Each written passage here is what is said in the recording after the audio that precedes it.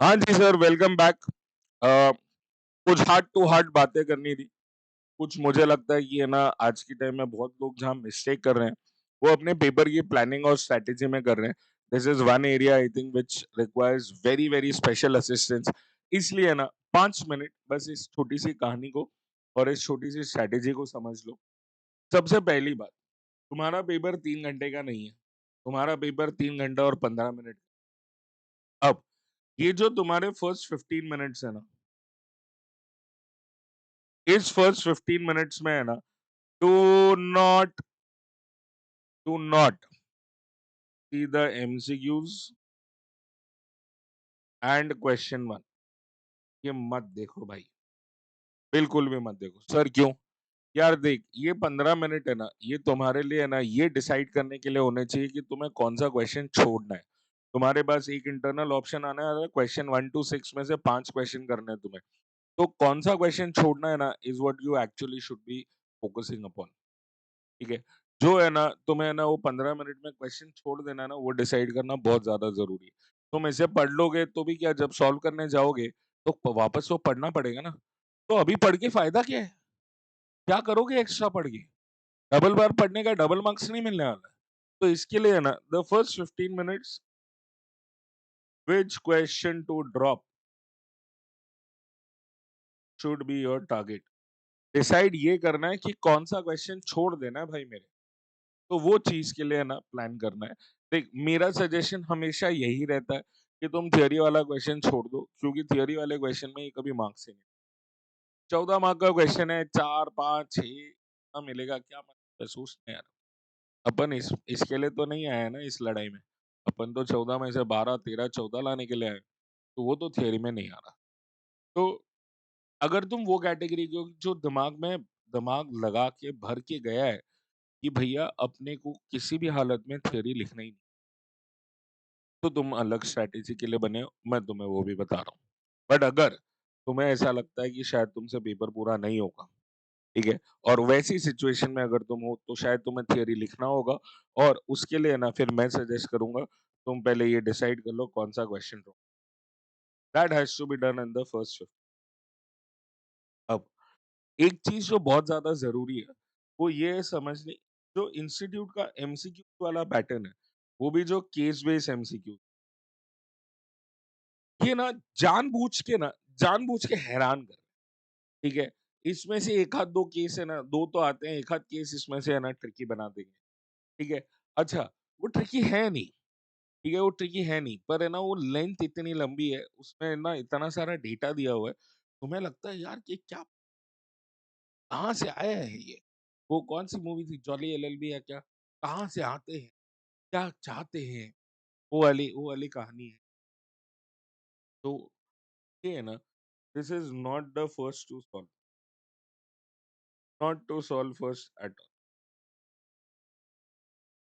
देख, descriptive section से चालू करो, और डिस्क्रिप्टिव सेक्शन में है ना, आई एम श्योर तुमने भले किसी से भी पढ़ा हो, कुछ भी मेहनत की हो, सेल्फ स्टडी किया हो, जो भी किया हो, एट लीस्ट अगर तुम्हारी प्रिपरेशन ठीक है, एट लीस्ट 40 मार्क का पेपर ना,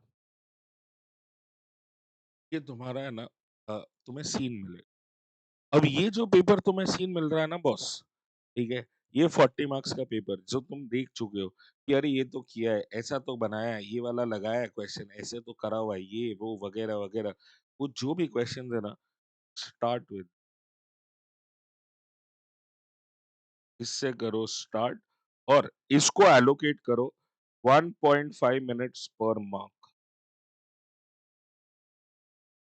मतलब ये 40 मार्क का पेपर हमारा 1.5 मिनट्स के हिसाब से 1 घंटे में पूरा होना है। और देख, होता है। ये मत सोचना या ये मत समझना कि मैं तुम्हें कुछ बहुत अनरियलिस्टिक चीजें कह रहा हूँ करने को। ये होगा। हो सकता है कि किसी एक क्वेश्चन में 2 मिनट ज्यादा लग जाए, पर साला किसी एक क्वेश्चन में 3 मिनट कम भी लग जाएंगे बॉस। तो वो मत सोचना कि है ना भाई साहब ये क्या ये हो गया, ठीक है, या ये कैसे होगा। होता है, ठीक है, ये होगा। तो ये 1 घंटे में है ना, ये टारगेट रखो, जब 2 बजे से लेके 3 बजे तक तुम पेपर लिख रहे हो, तुम्हारा ये 40 मार्क पूरा। अब जब तुम 40 मार्क पेपर में उतार चुके हो, पासिंग मार्क्स पेपर में उतार चुके हो, तुम्हें पता है कि साला ये तो अपन ने सही लिखा है, ठीक है? तब जाके आओ पर एमसीक्यूज में भी है ना, सबसे पहला काम है ना, केस वाले नहीं, सिंगल एमसीक्यूज को अटैक करो। देख बॉस, पेपर में है ना, कंटेंट से पहले तुम्हें कॉन्फिडेंस काम आएगा। तो अगर तुम्हें वो कॉन्फिडेंस चाहिए ना, है ना, वो करते रहना पड़ेगा, करते रहना पड़ेगा। सिंगल वाले एमसीक्यूज बड़े सिंपल आते हैं, उसको करते रहो। 5 एमसीक्यू होंगे ना, वो सॉल्व करते जाओ, लगाते जाओ, उसको पूरा करते जाओ। मैं तुम्हें बता रहा हूँ, जब तक ये तुम्हारे 5 पूरे होंगे ना, तो तुम्हें केस वाले एमसीक्यूज में ना ऑटोमेटिकली है ना कॉन्फिडेंस आ जाएगा। ये बना लेंगे, ये चाहिए। और इस वाले में है ना, तुम आराम से भले इन एमसीक्यूज को सॉल्व करने के लिए 1 घंटा लगा लो, 3 बजे से लेके 4 बजे। अब जो लास्ट का 4 बजे से लेके 5 बजे तक का टाइम है ना, ये है तुम्हारा 30 मार्क्स का पेंडिंग पेपर, जो शायद थोड़ा ट्रिकी है, शायद थोड़ा ट्रिकी है। बट एक बात सोच, 70 मार्क का पेपर लिख चुका, 70 मार्क में से 40 तो पता है कि आते थे, में से कुछ पास होने सारे दिख रहे। अब है ना, जब तुम्हें ना कॉन्फिडेंस कि मैं पास होने वाला हूँ भाई, जब तुम इस कॉन्फिडेंस के साथ उतरोगे ना 30 मार्क अटैक करने की, तब है ना तुम्हारे अटैक नेचुरल हो जाए, टाइम पे बहुत कंफर्टेबली है ना तुम्हें। मेरी गारंटी है, मेरे पर्सनल एक्सपीरियंस से बता रहा हूँ, मेरे साथ भी बहुत सारे पेपर में ऐसा हुआ है, हमारे साथ भी हो। बस उतनी सी तैयारी रखो, पहला 40 मार्क फिर एमसी में भी सिंगल एमसीक्यू, फिर केस एमसीक्यू, और उसके बाद लास्ट का 1 घंटा, ये वो वाला पेपर। जिस टाइम है ना तुम यहाँ तक पहुंचोगे ना, मैं तुम्हें बता रहा हूँ, तुम्हारा माइंड सेट और तुम्हारा, और जब वो अलग लेवल पे होता है, कंटेंट अपने, बिल्ड योर फोकस। और कुछ चीज है ना, मुझे लगता है कि हमेशा हैंड राइटिंग सजाने मत जाओ, लेजिबल लेके आओ, सामने वाले को समझ में आए उतना।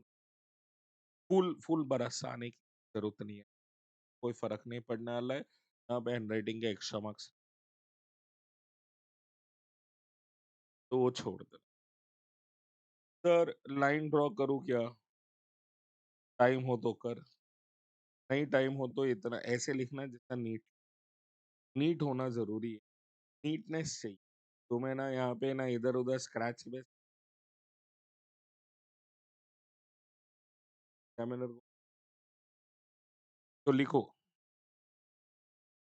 तो मुझे लगता है कि शायद है ना बीच में थोड़ा सा ऑडियो डेड हो गया था, बट कोई बात नहीं। मैं बोल रहा था कि है ना 4 से 5 बजे तक तो तुम्हारा थियरी, तुम्हारा जो थोड़ा ट्रिकी वाला पोर्शन है वो कर। अब कुछ चीजें जो तुम्हें एकदम से ध्यान रखनी है, वो कौन सी है? हैंडराइटिंग जो है ना भाई, हैंडराइटिंग लेजिबल होनी चाहिए, इससे ज्यादा और कुछ नहीं एक्सपेक्टेड है। सर लाइन बनाओ क्या? लाइन बना ले, पर लाइन बनाने के लिए ना बस इतना टाइम हो तो बना, पेंसिल से नहीं बनाएगा, पेन से बनाएगा चलेगा। और उसके बाद नहीं, अगर लाइन बनने का टाइम लग रहा है तेरे को तो छोड़ा, पर पेपर नीट होना चाहिए, नंबर्स बराबर लिखे होना चाहिए। काटा कूटा करेगा ना तो नहीं चलेगा बॉस, तो वो चीज का ध्यान रखना। एग्जामिनर है ना, तुम्हारा पेपर जज कर चुका है तुम्हारा आंसर बुक खोलने से पहले। उसमें ना पहले पेज पे लिखा था नंबर ऑफ क्वेश्चंस अटेम्प्टेड, कि भैया आपने कौन कौन से क्वेश्चन लिखे हैं, उसको गोला कर दो। भैया पूरा पेपर गोला करके आना है, कुछ भी हो जाए। 100 मार्क का पेपर लिखने वाले, उसके बाद 100 200 आंसर बुक आने वाली है, उसमें से कम 190 आंसर बुक ने 100 मार्क का पेपर नहीं लिखा है, तुमने लिखा है। सोच ले, क्या कॉन्फिडेंस आएगा उसको तुम्हारे पेपर में कि यार बड़े टाइम बाद एक पेपर आया है साला जिसमें पूरा पेपर है। yourself 1.5 minutes per mark. Paper 3 घंटे का होता है, 180 मिनट होते हैं। मैं बोलता हूँ 150 मिनट में 1.5 मिनट्स होएगा। मैं ये नहीं बोल रहा पेपर आधा घंटा जल्दी खत्म होने वाला है बस, पर तो ये थोड़ा ट्रिकी वाला टाइम है ना, इसके लिए तुम्हें टाइम चाहिए, इन क्वेश्चंस के लिए टाइम चाहिए। तो जो तुम्हें आता है उसमें टाइम बचाओ, ताकि जो तुम्हें नहीं आता है उसमें टाइम दे सको। Something between a difficult and a simple question is just time. Time होगा तो डिफिकल्ट भी क्रैक हो जाएगा, टाइम नहीं होगा तो सिंपल क्वेश्चन में भी मिस्टेक होगा। तो इसके लिए टाइम मैनेजमेंट पे फुल फोकस। यहाँ पे तुमने क्वेश्चंस अटेम्प्ट करके यहाँ पे लिख दिया, this is going to be your first strike to the examiner boss. पहला कम से कम 3 क्वेश्चन, ये जो 40 मार्क का है ना, बेस्ट लिखो। थोड़ा सा 2 सेकंड सोच के लिख, पर है ना सही लिख। कैंसिलेशन अवॉइड कर, स्क्रैच करना अवॉइड कर। स्क्रैच करना is a sign of weakness. तुम्हें ये वीकनेस हटानी है, तुम्हें ध्यान रखना है कि कैंसिलेशन नहीं होना चाहिए। बस इतना सा ध्यान रख, कैंसिलेशन नहीं चाहिए, क्वेश्चन सारे अटेम्प्टेड होने चाहिए। और उसके अलावा में ये फर्स्ट क्वेश्चन, पहला 40 मार्क 1 घंटा, दूसरा 30 मार्क 1 घंटा एमसीक्यूज, क्योंकि इसमें टाइम लग सकता है। और तीसरा 30 मार्क के लिए ना नंबर ऑफ क्वेश्चन अटेम्प्टेड जो है, जो तुम्हारे बच चुके हैं, जो ट्रिकी वाले क्वेश्चन है वो सुपर टाइम मैनेजमेंट के साथ अंदर घुसोगे, 100% पेपर लिखोगे, पास हो। नहीं है इतना मुश्किल पास होना, अगर प्लानिंग बराबर है तो ये दे दी है तुम्हें planning. I hope you like the video and all the very best from the bottom of my heart. एकदम सुपर फाड़ के आना बॉस पेपर में। कहीं पे भी डर लगे तो ध्यान रखना, you are not doing this for your self alone, you are doing this for your parents as well. तो है ना, उन्हें प्राउड करना है, बस इस फीलिंग से जाना पेपर के अंदर। मैं बता रहा हूँ, उनके आशीर्वाद में बहुत ताकत है, हो जाओगे पास। All the best, I will see you soon, bye.